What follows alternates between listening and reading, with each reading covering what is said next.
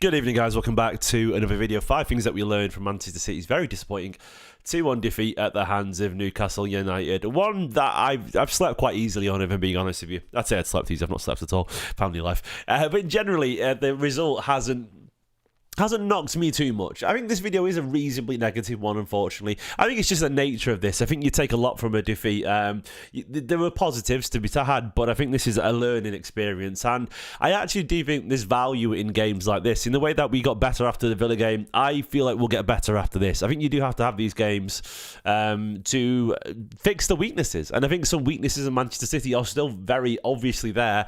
And this is the kind of game that hopefully that will go a long way to addressing them and making them more visible, because it's easy when you're at home and you're playing well and so on. But Newcastle was a harder game for us than Liverpool, the champions. And I think, to be honest, if you'd asked me beforehand if that would be the case, I don't think I would have been surprised at all. I maintain what I feel about this City side. It's incredibly talented. I think it really is. But it's also incredibly naive. Not just in terms of experience. There's still a lot of young players there, a lot of players who are still adapting to elite level demands, but also in terms of tactical decisions and so on. They've got a lot to learn, this Manchester City side. And that's absolutely fine. We're coming off the most historic era of any English club ever. Like, literally, I've never seen anyone do what City have done under Guardiola. So I think it was always going to be hard to maintain that. But I'm relaxed. I'm relaxed. Let's get into this game anyway. And the first thing that I want to talk about, after I've said, please give the video a like and please subscribe if you are new. It's massively appreciated. So the first thing I want to talk about is Marmoush. He absolutely has to be used. I was going to make this a generic point about lacking killers and all that kind of stuff. I actually think goals usually come from players who are lesser goal scorers when the team is confident in scoring more goals, if you catch my drift. Like, I think you usually lean on 1 or 2 great goal scorers and everyone else sort of chips in alongside them, especially the 3rd or 4th goals when the pressure's not on them to score. I think that's what you tend to find anyway. And I think Marmoush is one of those players that absolutely can be a regular goal scorer. I was amazed, shocked, appalled, confused, befuddled. I wasn't quite appalled, but definitely befuddled, discombobulated, all those other words, that Marmoush wasn't on the pitch yesterday earlier than the 86th minute of the game. He absolutely should have come on. I think the game was crying out for him. I am genuinely confused why he was not on earlier. I don't tend to question substitutions too much, but this game was absolutely screaming for him. Like, this is the kind of game that Marmoush thrives in, a game where it's end-to-end, where it's physical, where it's aggressive. And yeah, I mean, he's literally scored a hat-trick against Newcastle before in the past as well. Like, I know that's sort of irrelevant, but Marmoush absolutely should have come on. In a game where we all faffing about in front of goal and wasting chances, you put your second best goal scorer on the pitch, and Marmoush is that man. He should have been on for Cherki very early on, in my opinion, when Docky was still on the pitch. And even on that right-hand channel, just be told to get alongside Haaland and let Nunes go forward a little bit and overlap. And I'm amazed that we didn't use him. And I think, to be honest, it's essential that he is used a little bit earlier and so on, because he's the only other reliable goal scorer that we've got in the squad right now. And I'm almost certain, my gut tells me, if he played yesterday a lot more minutes, he probably would have scored, because Marmoush is the kind of guy who scores in a game like that. Look, it is on, Haaland and Cherki and the rest of the players on the pitch to score more goals. And I still think they, Foden particularly yesterday, look, he should have scored. I mean, Foden's goal scoring has dipped a little bit this season. I'm sure he'll get better, but he has to score yesterday. But if not, it's not going to be him. It's going to be Marmoush, man. Marmoush is the other one. Yeah, look, you can't lean on Haaland every single time. In general, we have to get better at scoring away from Erling Haaland. Second thing I want to talk about is physicality in midfield. I love Phil Foden. I love Bernardo Silva. I think it's very obvious when you go away to Joe Linton, Bruno Guimaraes, Tonali, you're going to get ran off the pitch. And I think a lot of they put in some decent challenges and so on, but a lot of the problems that came yesterday were from us being overrun in midfield, the very quick counter-attacks where their physicality came into play. And you look at that, the first goal came from Bruno Guimaraes up in the pace and ran through the middle of the pitch, played that little through ball to little flick off to Harvey Barnes. It was really impressive, physical, strong play, and they got it as an awful lot. It reminded me of the Aston Villa game when you've got Onana and Kamara and McGinn and Morgan Rogers and all these absolute powerhouse players giving City an absolute torrid time, and Spurs are physical midfield too. And I don't think that's going to be something that's going to change. We'll get better as a team, almost certainly, but we're always going to lack maybe a little bit of physicality in a dogfight, especially in midfield. Now, of course, if Rodri gets back on the pitch, that will change. And I think we'll see a scenario where Nico Gonzalez actually plays alongside Rodri in games of that ilk. But to me, looking at Bernardo Silva and Phil Foden, cracking players and more suited to a Liverpool kind of game, absolutely. But they're not suited to Newcastle away or Aston Villa away. They're just not. They're brilliant footballers, but they lost a little bit of their momentum and impact on the game because they were just not as quick, as strong, and as big and as aggressive as Newcastle's midfield. Nico Gonzalez, who's had a cracking season so far, he's still very much in the nascent stages of his Manchester City career. And he couldn't really hold that tide single-handedly, and he was a little bit overrun yesterday when he's been great so far. We do lack physicality, and I really hope that when we come to the summer and we're addressing the Bernardo Silva hole in midfield, which is going to happen, we make sure we sign someone who is more than capable of giving it out, man. I think of Manchester City in previous campaigns, treble season prior to that, we would fuck you up in midfield, man. We would absolutely give it out. We would... And I guess physicality, and also I'd use the word probably aggression. And we used to have that. We would have, look, De Bruyne would kick you if you kicked him. Fernandinho would kick you if you kicked him. Rodri would kick you if you kicked him. And Bernardo's got a bit of that too, but he's also small. We need players who have physicality, aggression, who, if it becomes a dogfight, are willing to go to war and are willing to kick out and get a bit aggressive too. It sounds mad saying that, but it's absolute necessity. And I think they'll probably consider that come the transfer windows. Cherki is obviously an incredibly talented player. Do not take this as some Cherki sort of criticism. I know he's the popular player and people get very defensive of him. I love Cherki, but I think it's very obvious to me that he's going to take a little bit of time to adapt. He was not the player for that game yesterday. I was genuinely surprised that we actually played him, to be honest. I mean, I think he's a cracking player. Maybe the idea behind it is that he needs to play these games, to experience these games, to know what he needs to do better. To me, Cherki strikes me as a learn-on-the-job kind of guy, and I think the best way for him to feel it, is to experience it, and I get that.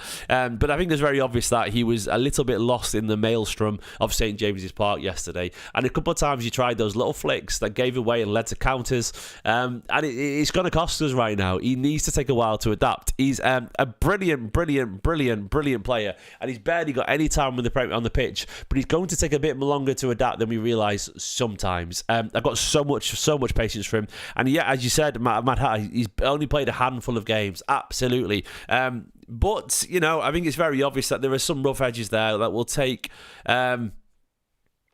a bit of time to smoothen out, and he'll learn when to put his foot in and not. And I think for now, he might struggle in games of this magnitude until he gets used to the pace.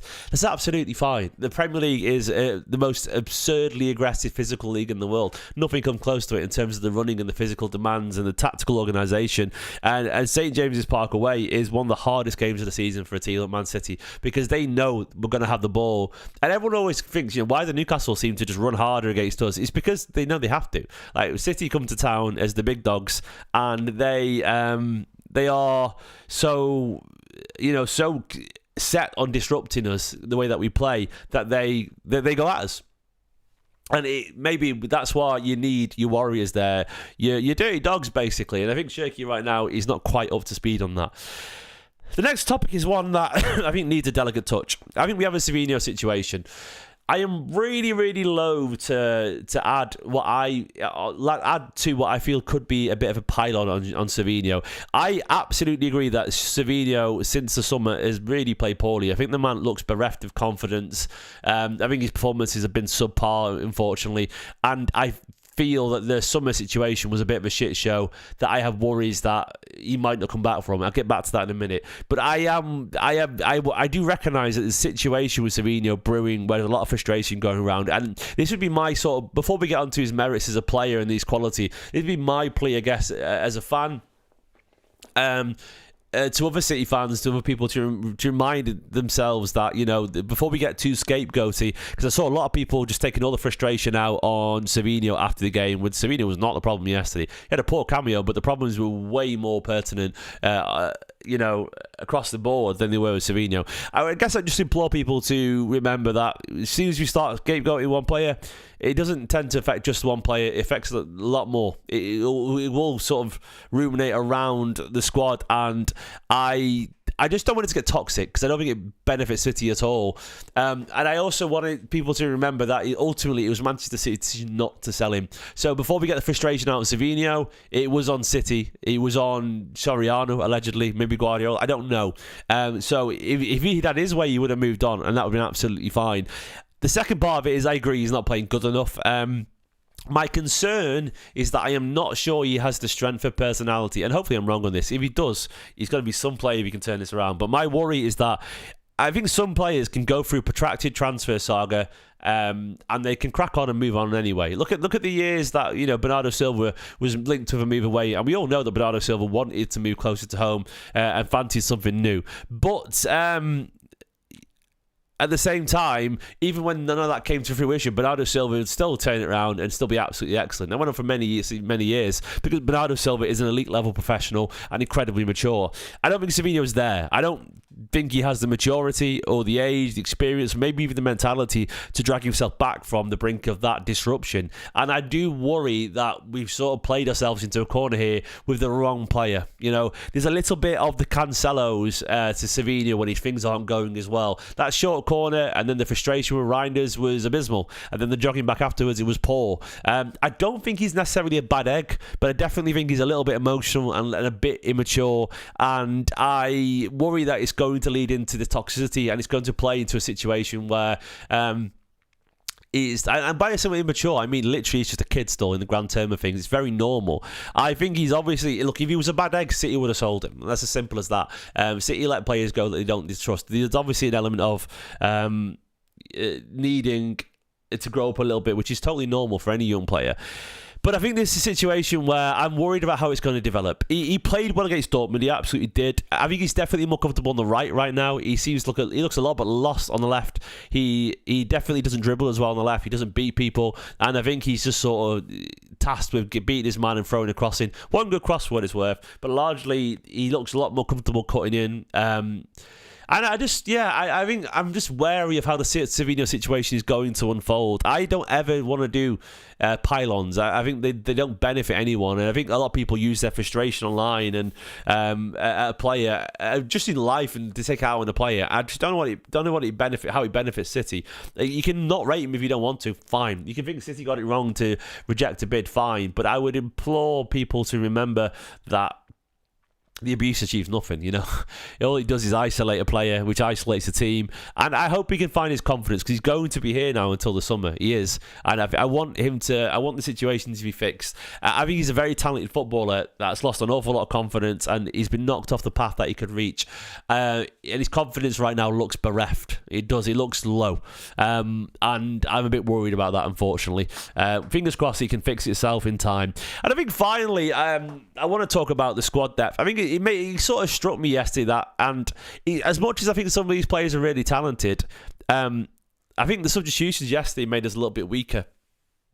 Mainly because we bought on players who aren't really full of confidence. Savinho isn't full of confidence. Reinders isn't full of confidence either. He's a good player, Reinders, but he's still very much adapting to the Premier League. And Oscar Bob isn't full of confidence either. And I think it was very obvious that, where previously, generations have gone by, we would have brought on a Sane, a Mahrez, a Phil Foden. He was on the bench, Bernardo Silva, Gundogan, or someone like that. Right now, we're bringing on players who aren't quite there, who for various reasons, maybe don't have the quality yet, because be it age or experience or whatever. And they also don't have the confidence. Look, Marmoush, of course, was one that came on too, but I looked around the bench yesterday and I actually felt, you know what, we haven't really got the killers on the bench that could come on. Marmoush should have come on earlier, and I think the realisation of that is not necessarily one that's strong or particularly, it's a little bit, well, yeah, obviously, mate. We're not as good as we used to be. I guess the point I'm making is it's going to take time as well. For that squad depth situation could look totally different in 4 or 5 months' time, Oscar Wilde could find form. It's possible. Reinders could adapt a little bit more. It's possible. Those players could be in a totally different position, and all of a sudden the depth looks different. It's very circumstantial and contextual.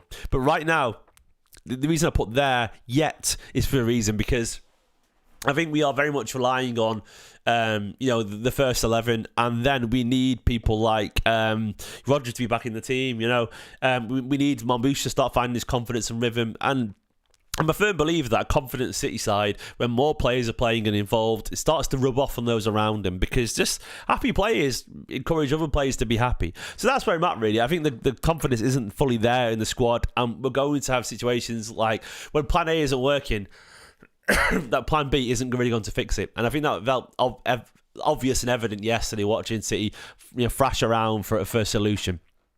As you can tell, I am a little bit under the weather. Unfortunately, a viral infection has caught me and the family. We're all poorly. So I'm going to leave it there. But they're the 5 things I want to talk about. I do think we need to get Marmoush back involved regularly. I think we lack physicality in midfield and maybe aggression at the same time. The Savinho situation does concern me. I hope he finds his form. I hope the fans find, maybe a bit of patience with him.